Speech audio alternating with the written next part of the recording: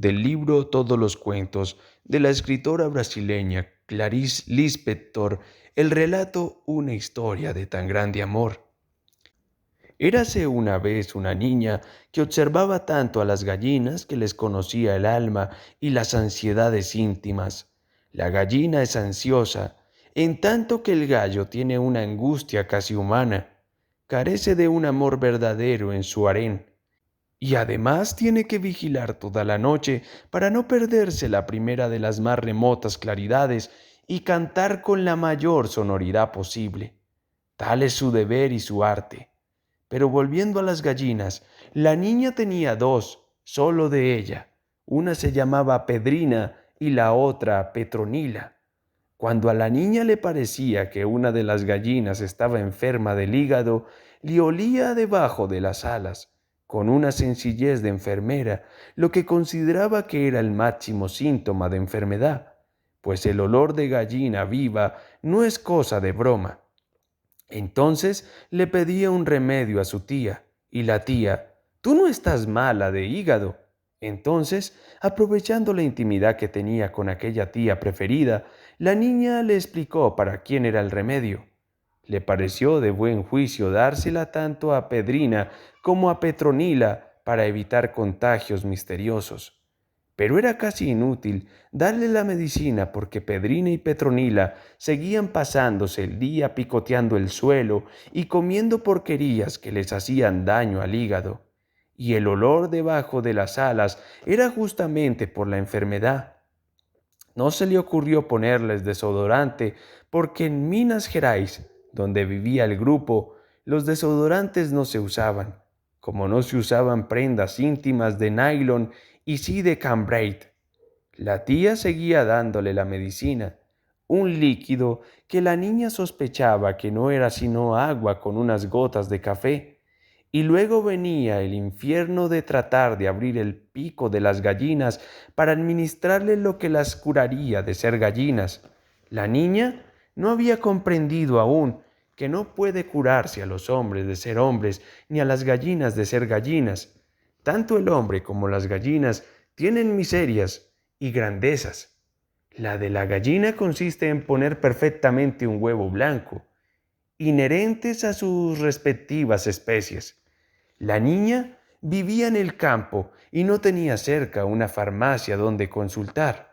Otro infierno de dificultad era cuando la niña encontraba a Pedrina y Petronila flacas bajo las plumas erizadas, pese a que se habían pasado el día comiendo. La niña no entendía que engordarlas significaba precipitarles un destino en la mesa y reanudaba el trabajo más difícil, abrirles el pico. La niña se convirtió en una gran conocedora intuitiva de las gallinas de aquel inmenso huerto de Minas Gerais, y cuando creció, le sorprendió enterarse de que en el argot de los rufianes el término gallina tenía otra acepción.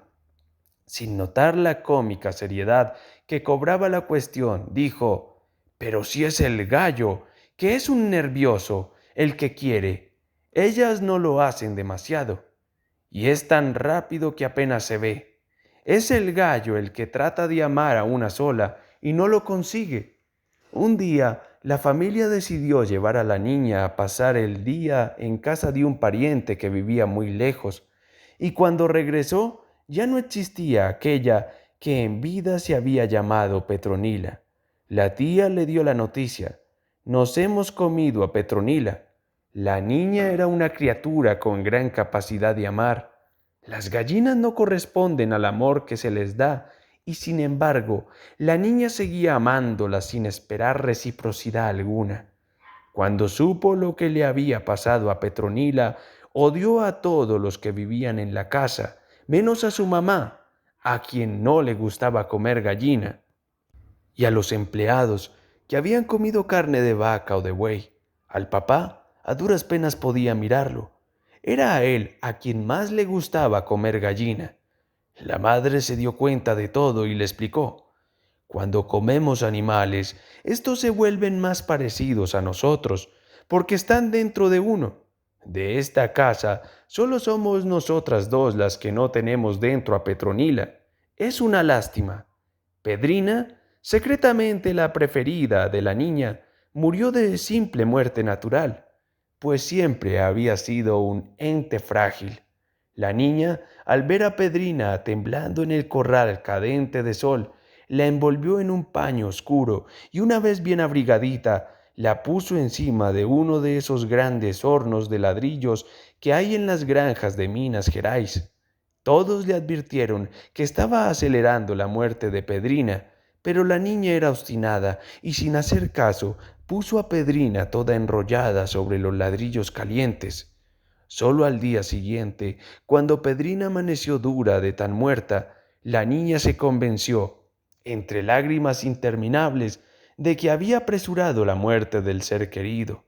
Ya un poco mayorcita, la niña tuvo una gallina llamada Eponina. El amor por Eponina, esta vez era un amor más realista, nada romántico. Era el amor de aquel que ya ha sufrido por amor. Y cuando a Eponina le llegó el día de ser comida, la niña ni siquiera supo cómo llegó a comprender que ese era el destino final de quien nacía gallina. Las gallinas parecían tener una suerte de presciencia de su destino y no aprendían a amar a sus dueños ni al gallo. Las gallinas están solas en el mundo. Pero la niña no olvidó lo que su madre le había dicho respecto de comer animales queridos.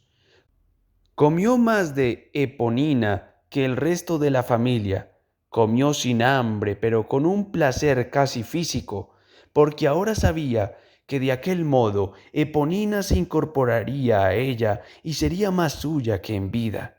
Habían guisado a Eponina a la salsa parda, de forma que la niña, en un ritual pagano que se le había transmitido cuerpo a cuerpo a través de los siglos, le comió la carne y le bebió la sangre. Durante la comida tuvo celos de los que también se estaban comiendo a Eponina. La niña era un ser hecho para amar, hasta que se hizo muchacha y aparecieron los hombres.